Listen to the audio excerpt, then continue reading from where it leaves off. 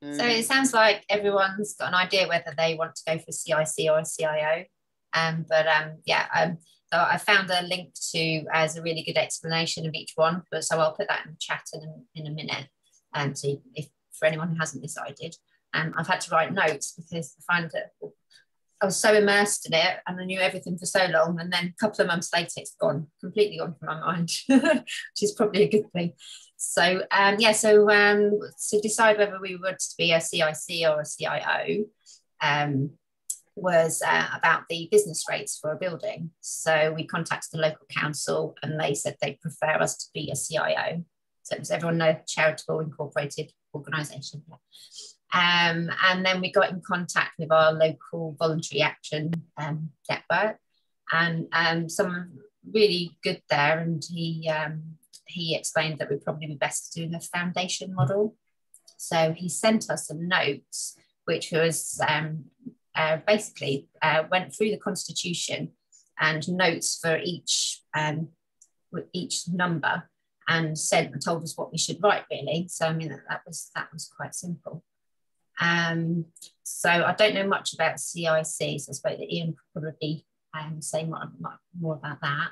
But so we know for business rate relief, we could have 80% definitely as a charity, and then the extra 20% is discretionary. And we also get gift aid on donations. So that was a point as well. So I needed to find trustees and make sure that everyone was clear about the role involved. And trustees can't get paid from a CIO, but this is something I'm a bit unclear about, is we can be paid for certain services offered to the CIO, which are not part of your trustee role. So maybe someone can explain that. So before completing the CIO application, so to have a clear explanation of what your charity will do, and then they'll want to see evidence of this with the application. So what we had a list of our core principles, and we also had our website up and running, which explained what we were doing, showed that we'd already started a couple of projects, a biodiversity project that we started, so I think that helped. So when we were going through the constitution, they said it's best to stick to pretty much what they've said, and it's mostly is the objects, so that's the first bit, which pretty much says what you do. Shall I screen share and show you what we did? Is that all right? Right. It says I can't screen share. Ruth, just make you an admin, I guess.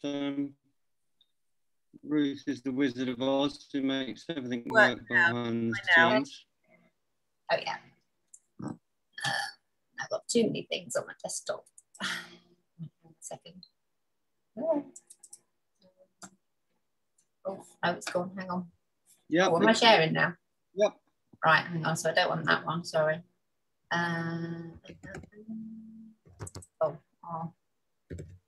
Right. So, actually, if I show you our constitution. So this is our constitution. So what you do, you can get. So you get this. These notes that help you to fill in your constitution. So it goes through, and then little side notes. So I think, is it this one? You copy and paste that onto a Word document. Can you maximize this, Gemma? Is that possible? Oh yeah, hang on. Is that okay? Can you do the green button at the top, or you want to show us something after? You've got to keep it there. Okay, yeah, no, that's fine. So because I've got my notes, because I can't remember. If you need your notes, stay as small, that's okay. Okay, it's all right, I'll might have to swap. So this is the main bit, is the objects. And what we first sent them, they didn't really like, and they came back with suggested wording, which we thought made us sound a bit like a recycling company or charity. So what we did is we swapped their suggestions around, so the recycling bit was more was number 2, and then we changed the wording slightly. So this is what we came up with. But we did think at the time, and I know somebody from Lewis has said as well, that we thought that the Charity Commission, they weren't too sure about strong environmental wording. So we wondered if that put them off. So yeah, because they didn't like environmental emergency, or yeah, I mean, that's what there. There was something else. Anyway, yeah. So I could show you. I probably won't. I have got what we had originally, but yeah. I'm just gonna have to minimise for a minute to remember what I was going to say next. Yeah, so the objects, they must be exclusively charitable, and they must include your purpose, who will benefit, and any geographical limits. So to say that the government has, they offer these notes, and also we got one from our local voluntary action service, which I could share if you want to see ours. So I've said about the wording. So once you've got your constitution and evidence, like let's say our website and our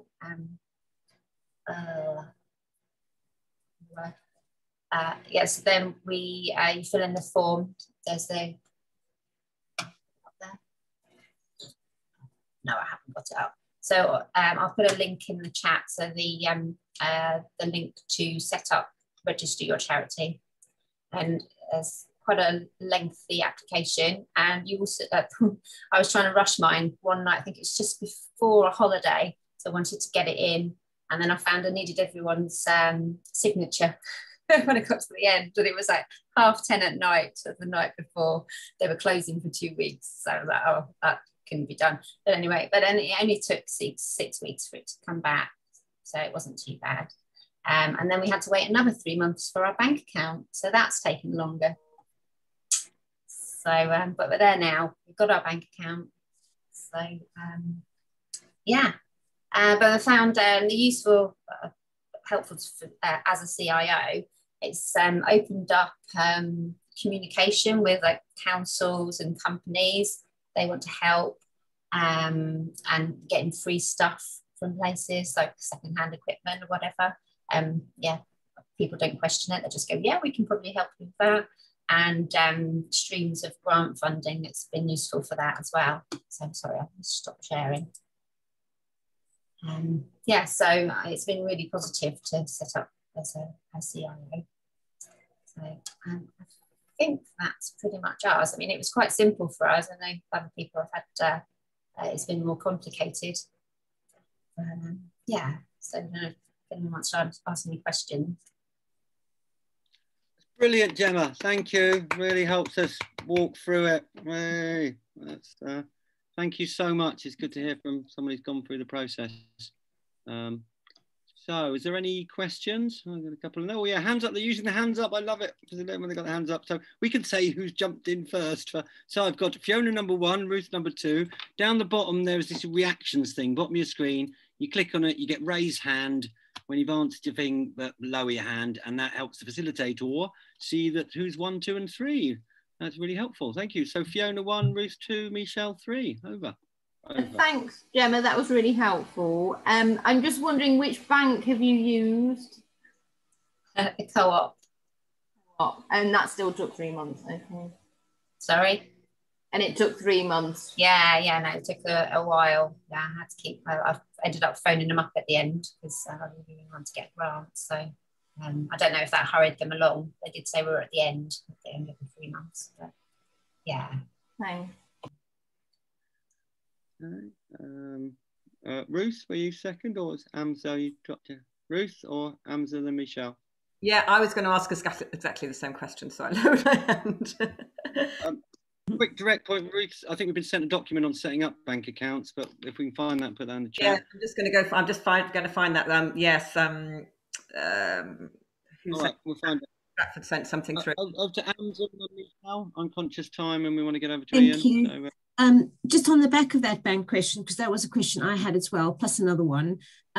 Was there any reason for the delay? Was it on your side, or was it purely on their side, Gemma? No, they just said they had a backlog of applications. Okay. Yeah. And the question I had, another question I had was with regard to the trustees. How did you go about, and how did you, who did you consider asking? What was your modus operandi, if you know what I mean? Well, there was a group of us that started at the beginning. So it was pretty much, well, we've got 6 trustees altogether. 5 were from that original group, and the other one was somebody that I knew previously that he wanted to join in. Yeah, we did offer other people to see if they wanted to join in, but nobody did. So we stuck to our original group who was happy to. Thank you. Amza and then Jane. So thank you for that, Michelle. You're just up the road, so I might arrange to come up and see you. So what I wanted to ask is, you mentioned at the beginning of your presentation that you approached the council and they suggested that you be a CIO. Is that right? Yeah, but that was just for the business rate relief.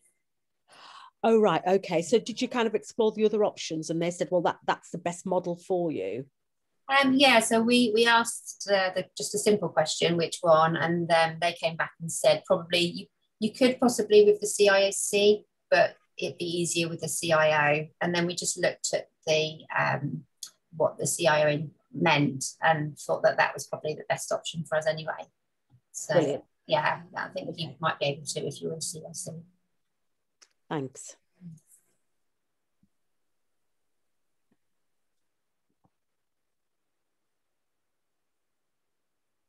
Can I come in? Sorry. Jane, sorry, I was muted. Jane. Yeah. Sorry, my reactions are only giving me a thumbs up or a clap for some reason, so I'll have to do it manually. Just a quick question about your proof. You said the website was your proof. Can a Facebook page do, or does it have to be a website?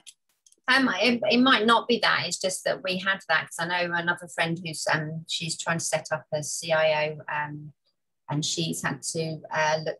She's had to get evidence whether it's needed in the community, and yeah, a lot more evidence. So I think because, well, I'm assuming because we have the website and our I don't know what the word is. It's gone out of my head. It's gone. Okay. So hang on, wait. I'm remembering. Sorry, begins with P. I'll come back to it anyway. So yeah, we didn't. Yeah, that was we had. Okay, thank you. We come across to Jane Lewis. Oh yeah, just to give a slightly different experience in Lewis. We haven't become either yet. We tried the CIO route, and we have been rejected for that with a long list of things that they didn't like. It seemed to be mainly to do with campaigning. They were not keen on anything to do with campaigning. That isn't part of a charity in the view of our caseworker, I think it is. And also there was a bit of a problem with being an umbrella organisation for lots of affiliate groups. They didn't like the fact we couldn't guarantee what they were all doing. So we think it might be to do with the woman who was on the case for us. We've had some feedback that there was difficulty with, I can't remember who, another organisation who was trying to get charitable status, and but we can't change, apparently you can't change your caseworker or whoever's considering your case once you've started. So if we resubmit it, it goes back to her. So we're thinking at the moment we'll try to go down the CIC route instead, because there was a very long list of things that they didn't like, and it didn't appear that they were probably going to change their minds on it. So it appeared to be sort of a difference of interest, conflict of interest with being a charity. In their view, charitable organisations didn't do this stuff, and as Gemma's saying, they don't like strong language or wording or anything that sounds remotely anti-establishment or political. So we're going to try the CIC thing, I think, is our next move. This is all really great feedback, and I hope it's also giving Ian ammunition here for feedback to see what it's like for people trying to go through this process. I'm sure Ian's going to give us some great advice. Yeah, over to Chris, 1, Debs 2, then Nadia. Yeah, I thought I'd just comment on Jane's experience of them not liking campaigning. I know that one of the things that they don't like charities to do is to be political. So that is something to avoid. Our our rejection was on the grounds that some of our purposes like well-being and justice weren't the right sort of words to use. But in the rejection letter, they actually suggested that we go down a different route, because we've got quite a diverse setup. We've got lots of different organisations involved with us. They suggested, why don't we go down the route of providing services for voluntary groups? And that's an object in itself. It's apparently a new one.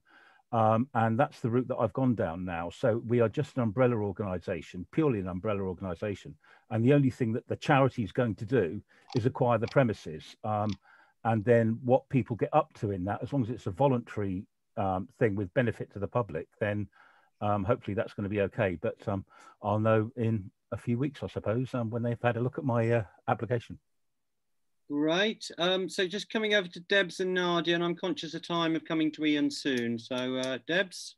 Yeah, I'll go, make it quick. Yeah, did someone not say in chat, right, if you become a CIC first and then eventually down the line it's easier to become a CIO?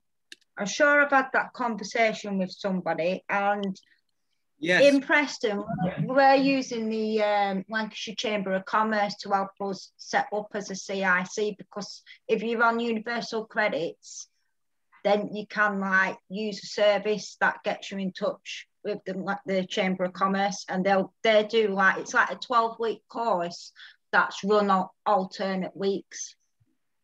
So if anybody in your team can do that, it might be like save you some money and stuff. Mm-hmm. Mm-hmm. I'll pass to you, Nadia.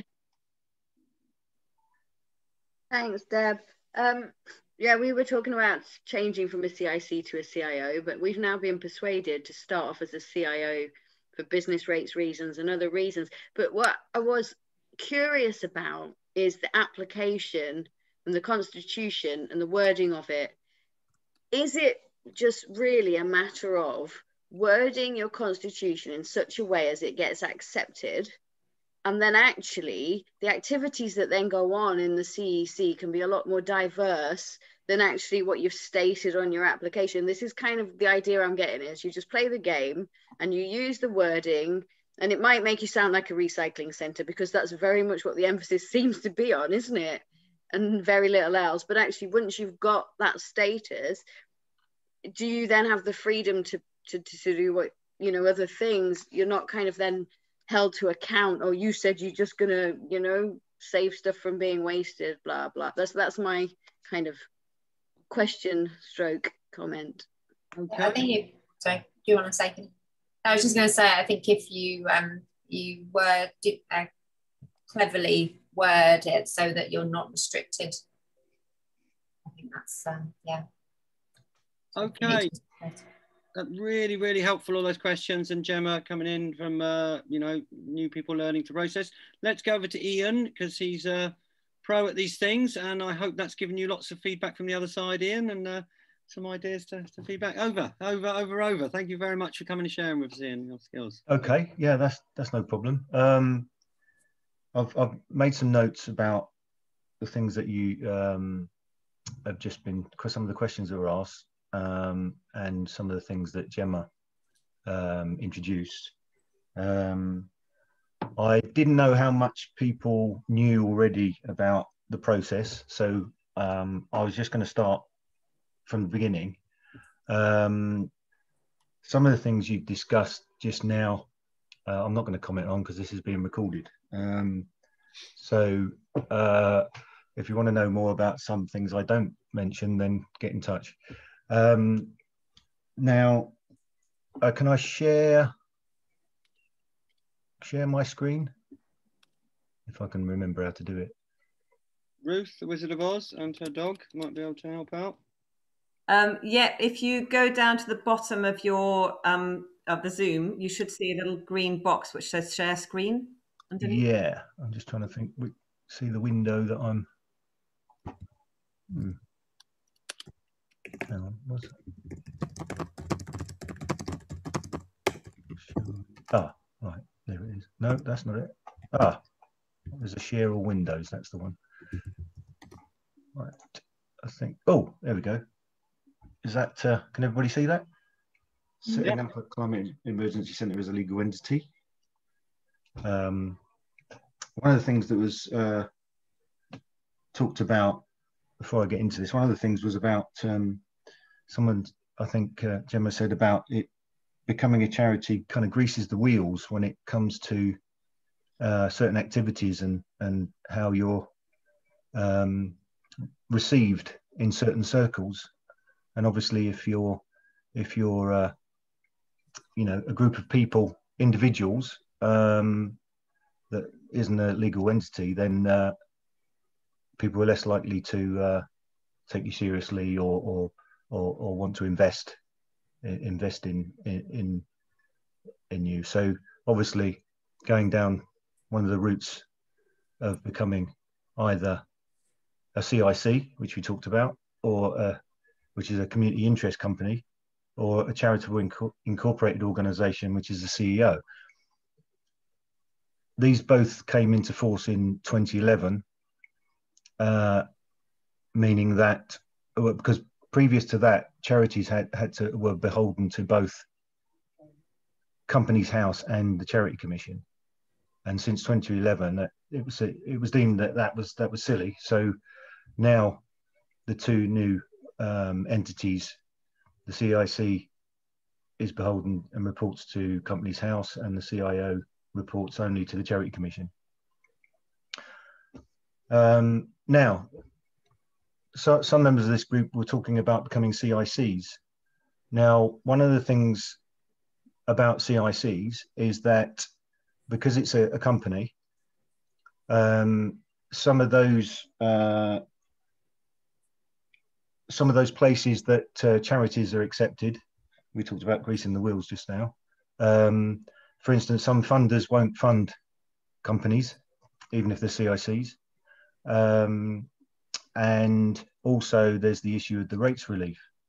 And it seems across the board, from what I can tell, and also from the conversations that I've just heard, that unless you're a charity, you won't be able to get the rate relief from the building from when you become a tenant. I'm yet to know of a CIC that's managed to do that. So that's one of my kind of cautions I would put forward. Okay, so the CIO, which is the main charity model now. There's two models of it. Somebody mentioned the foundation model earlier. Now the foundation model is without a wider membership. So that's where only the trustees are involved in the management of the CIO, and they're the only ones who vote and make decisions on what the charity does. Now, the second model is the association model, which means that you do have a wider membership and they are able to vote. Now, for an example, Zero Carbon Guildford has been set up as an association CIO. And that's because we've got, like myself, I'm a member of a different organisation and I'm one of the trustees, and all the other trustees are representing other organisations, and other organisations are invited to our meetings and can get involved and help and vote on what we do. So that's why we went for the association model rather than the foundation model. Now, obviously, as Gemma showed before, each organisation needs a governing document, and for CIOs, that's a constitution. And again, as Gemma showed, there's model constitutions on the Charity Commission website, and they can just be copy and pasted. And obviously, there's notes and helps and hints for completing those. Now, because my job is to actually help groups do this, I've got experience of you know, this sort of process. So I would suggest when it comes to making these decisions that you do talk to your local voluntary action CVS organisation, because they should have somebody like me that should be able to help you. Then, so the main things, like Gemma was saying, that the Constitution sets out the charitable objectives, charitable purposes or objectives, which are basically the main things that the charity is going to do. And there's two aspects to this. They must be of public benefit, and they must fall within one of the Charity Commission's descriptions. There's 13 of these descriptions, and they cover the various themes that charities might do, such as health, arts, heritage, environmental protection. Obviously, that's the main link to us. But there's also a specific one which Chris talked about, that is the promotion of the voluntary sector for the benefit of the public. Now, I think that's because Chris, the Exeter team, are actually looking at having the charity is going to manage the building, and there'll be various users of that building, and so the public benefit and the objectives of the organisation and its public benefit are that the public will get to use it, and also other charities and organisations that are of public benefit are going to use it as well. So that's a kind of coverall. And then, as Gemma was saying, there's an online application process which is quite long, but it's no, I'm biased because I do these sorts of things all the time, so I'd say it's quite straightforward, but but actually no, it probably isn't. I'll now go on to some of the things that were questions just now, or things that came up during Gemma's presentation. Now, yes, I've helped groups that have tried to become CIOs, and the Charity Commission is kind of put off by certain wording. I think one of the things that they're, from reading between the lines, I think one of the things that they're frightened of is that they're just going to make a whole set of XR groups into charities, just you know, without them kind of being real, you know, understanding quite the philosophy of being a charity. That's what I think that's what they're frightened of. So anything with kind of activist kind of connotations, or you know, the wording, the wording needs to be kind of toned down, really, if it's gonna be successful. Campaigning, we talked about. You can do campaigning, and they actually, on their website, they do highlight the fact that you can do campaigning, but it's got to be campaigning that's to do with your aims and objectives, and specifically, obviously, but also someone made the point that it can't be political, because one of the things that charities can't do is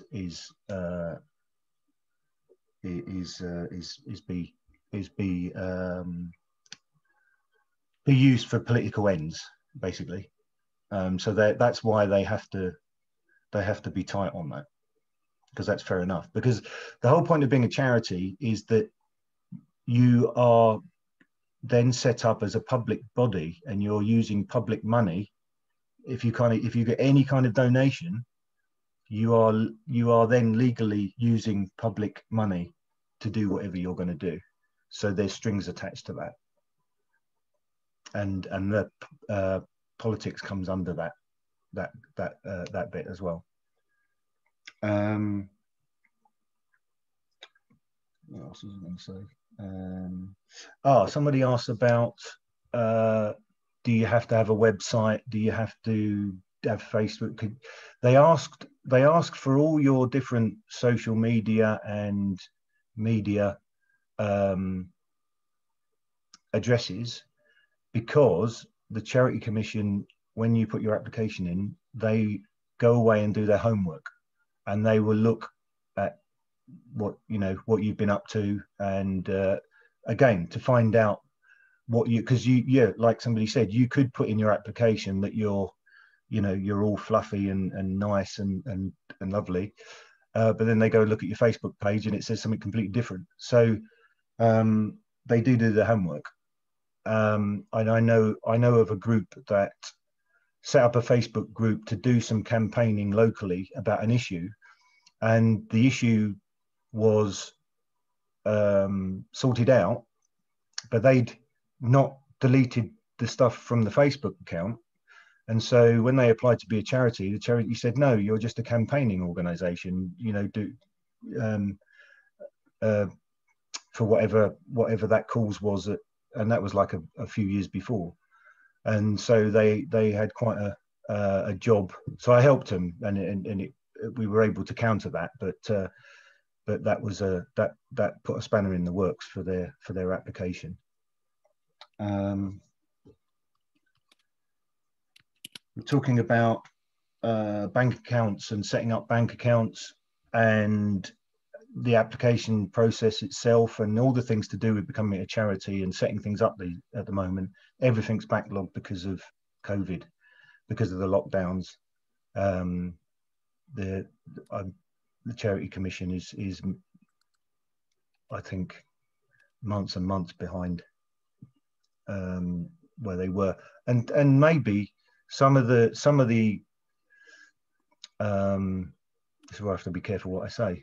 Some of the responses that people are getting might be because when they're reading applications, they're kind of trying to read between the lines and perhaps making the wrong assumptions about groups that are applying. Obviously, I can't be I can't know whether that's true, but it does seem to be the case. And I think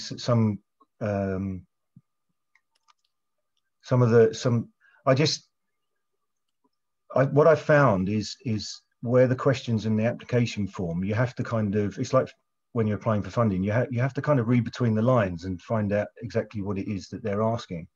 Because there's lots of groups that I have helped where they've kind of got the wrong end of the stick of the question, and they've started talking about something irrelevant, thinking that was backing up their case. But actually, when I've kind of looked at it, it's like, oh no, they're actually not asking that question. They're asking something. So just, yeah. And again, like I say, make sure if you've got somebody like me locally, then do use them to proofread anything that you're going to do.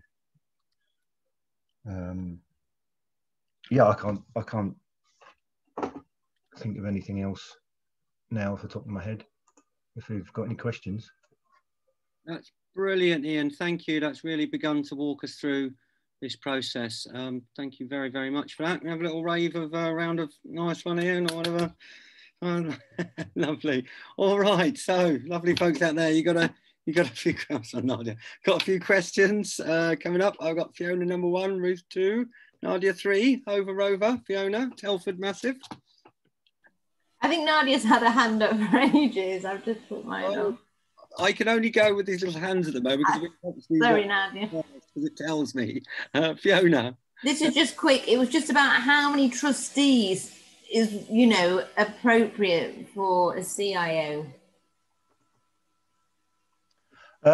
Well, from what I can remember, I think I think it's the same as a small community group. You need at least a chair, a treasurer, and a what's the other one, secretary. But obviously, the more the merrier, and the better the management's going to be. Thank you. Ruth?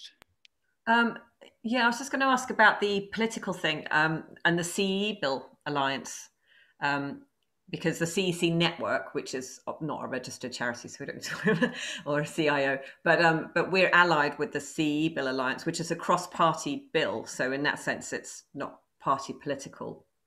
It's a campaign. I don't know. Is that an issue? Yeah. So you are allowed to do campaigning if it's linked to your objectives, and so if you're involved with political and you're across the spectrum, you're involved in all parties and all the rest of it. You can be involved in politics with a small p, if you see what I mean. As long as it's, as long as you're not political, as with one stance, one party, one, but there's a whole long page on the Charity Commission's website about campaigning. Right. Debs? And Nadia? Yeah.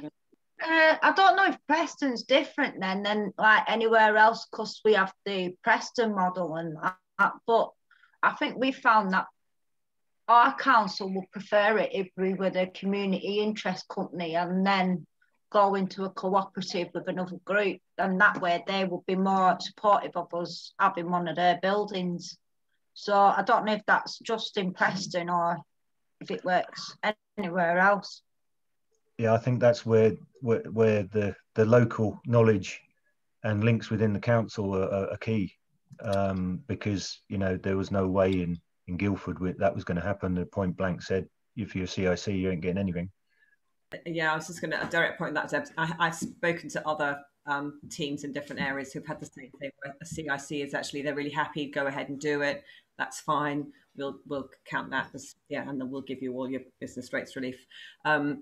I think it does very much depend on the council. So it's just about going to the council and checking with them what they're happy with, and then going that way. Thank you. Cool. Was that good, Debs? Yeah. I think it really it is a case of ringing your council and finding out which legal entities they deal with. Generally, it has to be not-for-profit. We were told that a lot of them do accept community interest companies or not-for-profit companies. Just rewatching our new video the other night, it reminded me, one of the people I learned this model from originally, One Love Community in the Isle of Dogs, they actually were a not-for-profit company. They got discretionary business rates, filled out the form and got it from Newham Council, or Tower Hamlets Council possibly.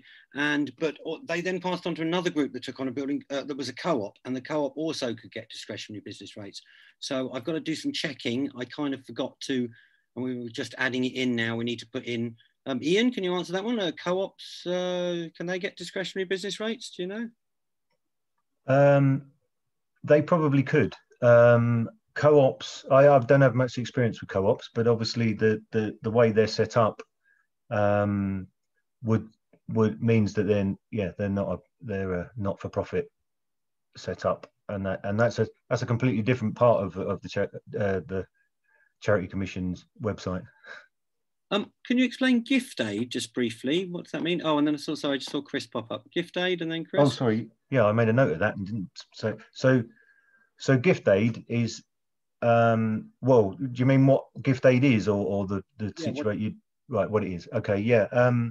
So basically, what the tax man has pledged is that if you are a UK taxpayer and you are donating to a charity, and you complete a gift aid declaration to say that you are a taxpayer, and you give that declaration to that particular charity, they can claim gift aid from the government. So it basically tops up a certain percentage of your donation and makes it more from government coffers. Wow. So it's well worth doing.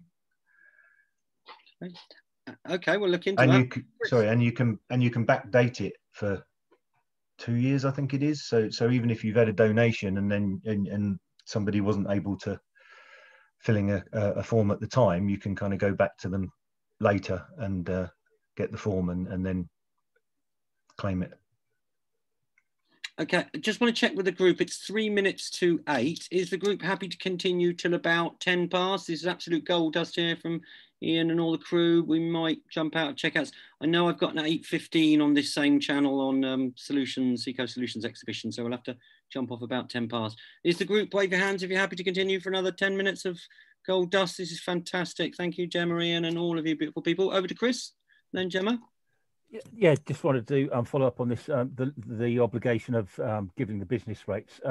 The law just says that it has to be a charitable purpose, a charitable use, and it's up to the business rates department to interpret that. And I think one of the reasons they go down the charity route, saying that you have to be registered with the Charities Commission, as Exeter do, is that just takes a load of work off them. They don't have to bother doing any checking on you because you've got that. That's for the 80%, and then for the 20%, Exeter said that we've got to persuade them that we will be doing something to the benefit of Exeter. So I think you could be any type of organisation. It just depends on what your council want you to be.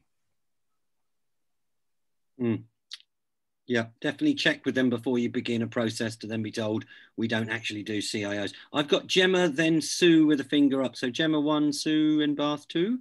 I was wondering about the gift aid. So we were thinking of having a pay as you feel with everything. So if we just collecting like coins in a bucket, can we, so we obviously haven't got people's details to get gift aid. So can we not get gift aid back on that sort of donation? No, because the person has to prove that they're a taxpayer and you have to have their details to put against the... Yeah. So Gemma, then Sue, then Jane Bundy. 1, 2, 3.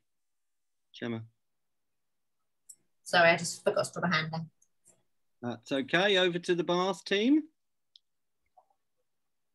University Challenge type thing around here, isn't it? I just wondered if people have come across, so if there's like a change in council, the political makeup of the council, would that potentially have a difference on their approach around business rate relief? Or once you've got it once, would they be likely beholden to sort of continue that? I don't know if that will have come up yet. Well, personally, I think it's probably more down to the officers of the council rather than within the department, rather than the colour of the flag on top of the council house. I've got Jane, then Tim, and I think Tim was before Debs. Jane Bundy. Okay. Jane. The CIO and the CIC. With the CIO, you mentioned having treasurer, chairman, all that sort of thing. So that's sort of more as a committee-based setup, is it, as opposed to a CIC where you have directors? Is that correct? Yes. Right. Yes. Okay. Thank you. Yeah. So it's basically, so decisions are made by committee. And that's the whole kind of basis to being a charity. Okay. And having AGMs and sharing minutes of meetings and all those things. Yeah, sure. Thank you. Tim, then Debs.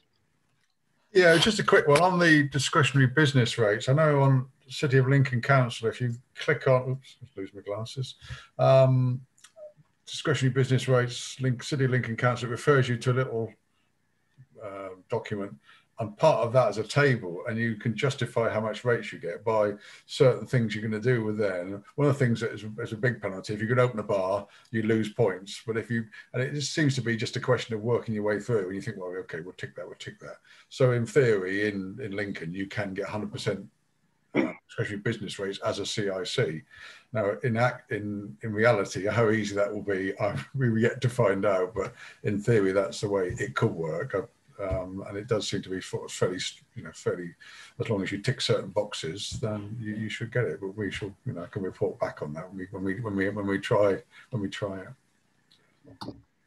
Over to Debs, and then maybe I've got a couple of bits. Debs. Yeah, just jump back on the thing that Sue was asking about the councils. I think the lucky thing is, I don't think there's more elections for another 3 years, so I think we might be a bit safe on that.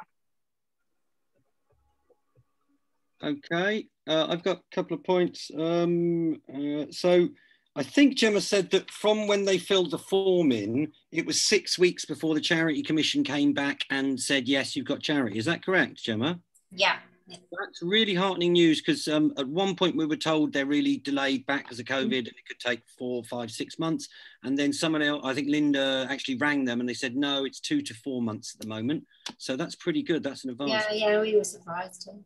And the reason we tell people, sometimes because we thought it would be taking longer for a charity, you might want to set up a community interest company initially.